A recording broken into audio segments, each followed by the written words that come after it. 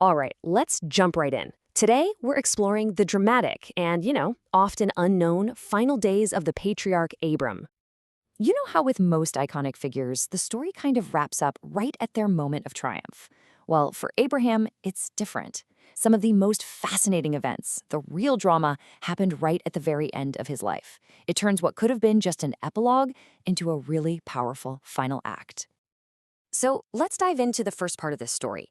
And it begins with a surprising twist, because it's not an ending at all. It's actually a brand new beginning with a new marriage. So after Sarah's death, the Bible just states that Abraham remarried a woman named Keturah. Now that's interesting on its own, but it immediately raises a huge question. Who exactly was she? Okay, this is where it gets really interesting. Classical commentary from the great scholar Rashi reveals this stunning secret that's been kind of hiding in plain sight. Get this, Keturah was actually Hagar. Yes, that Hagar, Sarah's former handmaiden and the mother of Abraham's firstborn, Ishmael. And Rashi explains her new name wasn't random at all. It was more like a title. It was meant to signify her righteousness, her loyalty. So this frames her return not as some little footnote, but as a truly redemptive and honorable new chapter in her own story.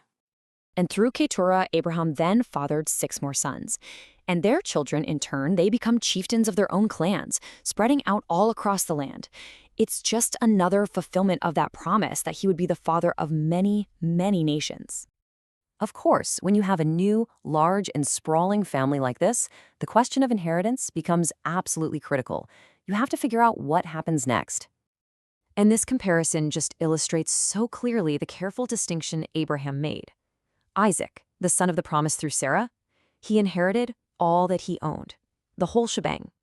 The other sons, well, they received gifts and were purposefully sent away to the east to establish their own nations. But here's the crucial point. These weren't just parting gifts of, gold and silver. According to the commentary, Abraham gave them a completely different kind of spiritual inheritance. It was a form of esoteric, mystical knowledge that was powerful, for sure, but it was fundamentally separate from Isaac's holy lineage.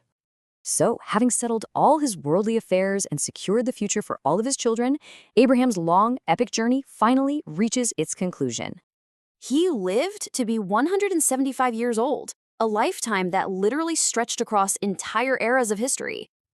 The text describes his death as just perfectly peaceful and complete.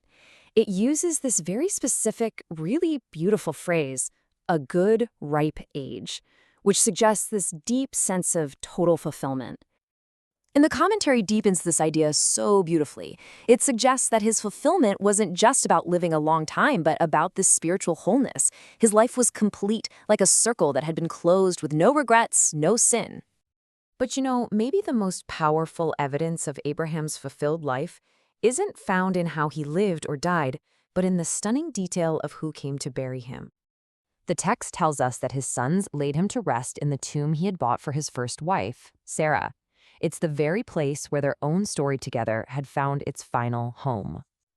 Now, given this family's history, a history of jealousy, of conflict, of painful separation, this becomes the pivotal question. Who was actually standing there at that graveside? And the answer is it's astonishing. It wasn't just Isaac, the heir.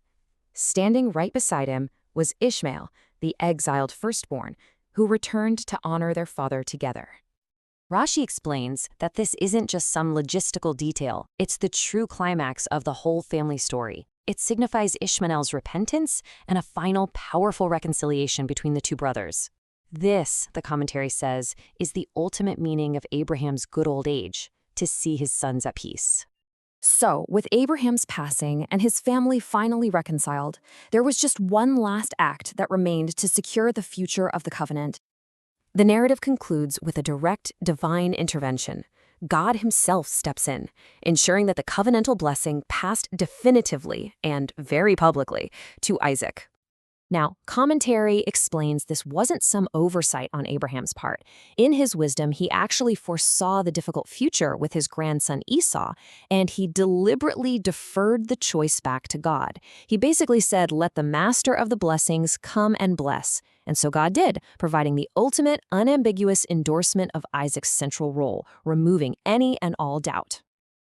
And so Abraham's final chapter really teaches us that legacy isn't just about material inheritance or even spiritual succession. It's about healing, about forgiveness, and about the profound possibility of reconciliation even after a whole lifetime of division.